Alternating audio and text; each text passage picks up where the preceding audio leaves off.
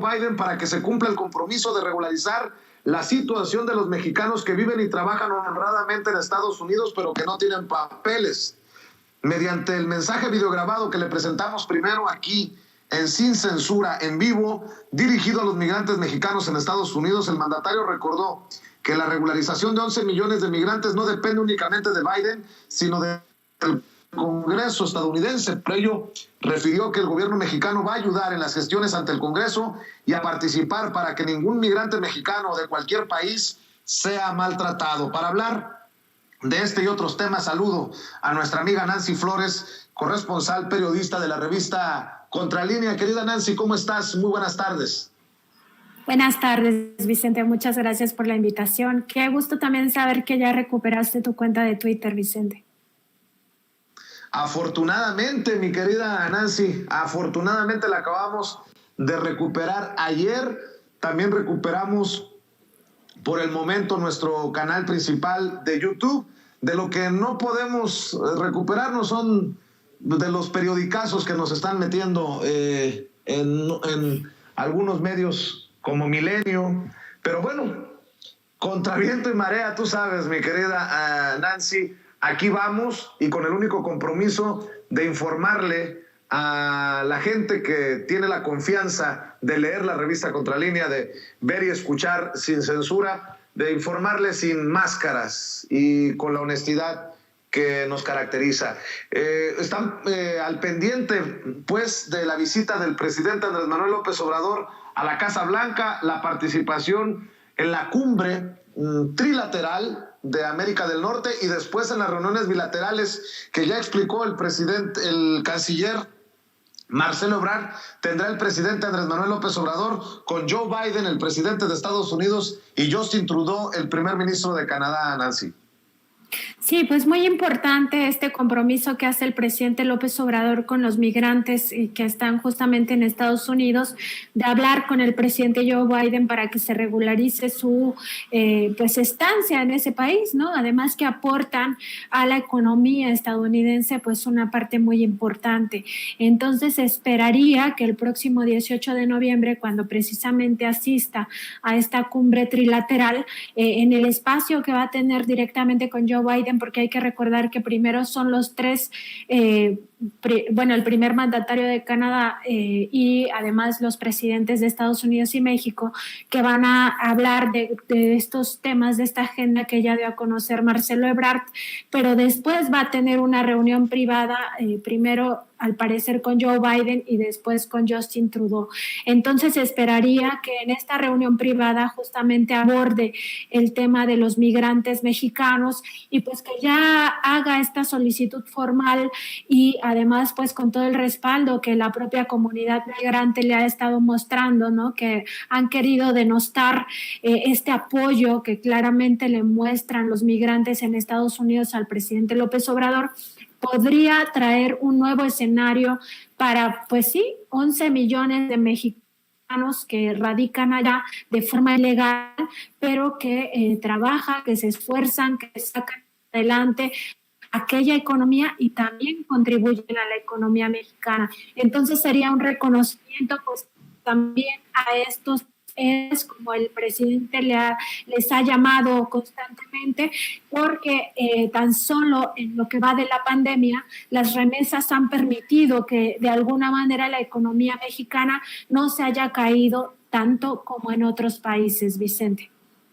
Así es, no será un objetivo fácil para el presidente Andrés Manuel López Obrador, pero esto demuestra un compromiso con esos héroes y heroínas, este mensaje que les deja, esta promesa que les deja a esos héroes y heroínas, a los que ha reconocido una y otra vez por los miles, decenas de miles de millones de dólares en remesas que envían, y creo que es simple y sencillamente parte de esta justicia y confirmar que es válido su frase de que amor con amor se paga. Sí, no sería fácil, sobre todo porque hay que recordar que hay un sector de derecha, sobre todo, que está en contra de los migrantes, ¿no? En general, pero también con un fuerte racismo hacia los migrantes mexicanos o de origen mexicano.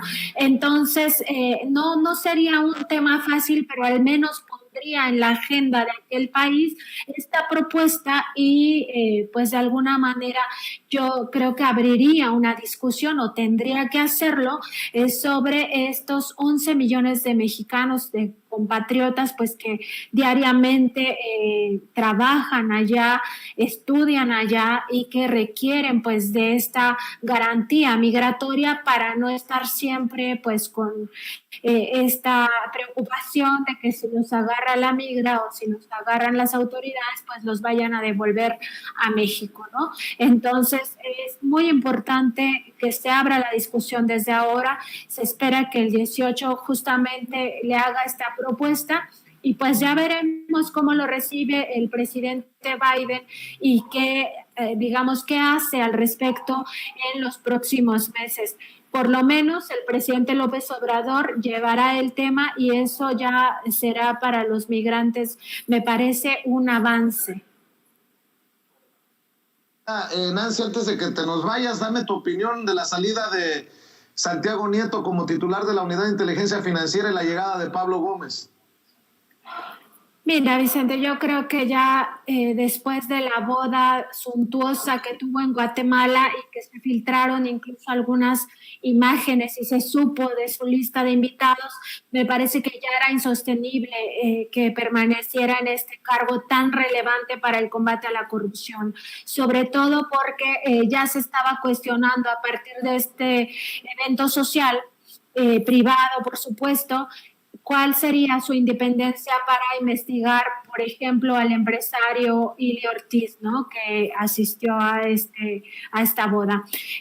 Entre otros, por supuesto, pero esta parte de poner en duda si tiene o no capacidad para investigar a unos, para no investigar a otros que son sus amigos, pues ya dejaba en una posición muy difícil al presidente López Obrador, que tiene como meta pues la lucha contra la corrupción. Y me parece que en todo este contexto un poco tendríamos que revisar los claroscuros de Santiago Nieto en la UIF. O sea, por una parte sí tenía un trabajo muy, pero muy especializado a la hora de seguir la ruta del dinero de muchas personas o personajes, empresarios y políticos que tienen por lo menos un tufo de corrupción. Pero por otro lado, y eso lo publicamos en Contralínea también, Santiago Nieto devolvió alrededor de 15,000 millones de pesos tan solo en sus primeros 2 años al frente de esta institución. Ni siquiera en todo el sexenio de Peña Nieto se devolvieron estos recursos, se devolvió mucho menos que eso. Entonces llamaba la atención que estuvieran perdiendo los juicios por muchos millones de pesos y que se descongelaran las cuentas. Llamaba la atención. Otra forma de recuperar los recursos ante la UIF es que tengan una visita, que tengan este derecho de audiencia que está garantizado en la Constitución. Y de forma discrecional, la Unidad de Inteligencia Financiera también decidiera devolver otros 1,000 millones de pesos a estas personas que tienen sospecha de haber hecho operaciones con recursos de procedencia ilícita. Entonces, es una gestión, podemos decir, con aciertos, pero también con desaciertos. ¿Por qué la Unidad de Inteligencia Financiera, a partir de que Santiago Nieto toma el control, empieza a perder los juicios, empieza a perder los amparos, empieza a desatender esta parte que tiene que ver con lo legal? Y que no se comparan estos 15,000 millones de pesos con los 6,000 millones que bloqueó. Es decir, desbloqueó más dinero de lo que bloqueó. Y muchos de esos casos ya se traían de tiempo atrás, del sexenio pasado. Entonces, ¿por qué se vienen a perder en este momento? Me parece que ya también el cuestionamiento en torno a su relación personal con Carla, su esposa, también ya era como una piedra en el zapato, porque justamente Carla se ha mostrado, como yo también lo publiqué previamente a su llegada como consejera del INE, como lo que yo advertía, sería Carla Humphrey Jordan, el caballo de Troya del PAN. Parece que lo ha sido, o sea, parece que ha venido fallando todo en contra del partido Morena y a favor de los grupos de derecha. Esta persona pues sí claramente tiene una ideología de derecha y pues eso también ya seguramente estaba molestando mucho al gobierno de López Obrador. Entonces es un cúmulo de cosas que llevan a la salida pues por la puerta trasera de Santiago Nieto, quien hubiera podido haber hecho un mejor papel sin duda, porque la verdad es que tenía un buen trabajo en lo técnico, ¿no? Esperemos que Pablo Gómez pues haga el mismo trabajo impecable y que por supuesto no exista esta pues sospecha y que no se corrobore de que va a tener un uso político de la UIF, porque la UIF históricamente se ha utilizado para golpear precisamente a los enemigos políticos del gobierno en turno. Entonces esperemos que eso no suceda, esperemos que saque sobre todo el tema técnico y que pues esta unidad de inteligencia financiera sirva para lo que está creada, que es combatir la corrupción, el enriquecimiento ilícito, el peculado, etcétera, etcétera, Vicente.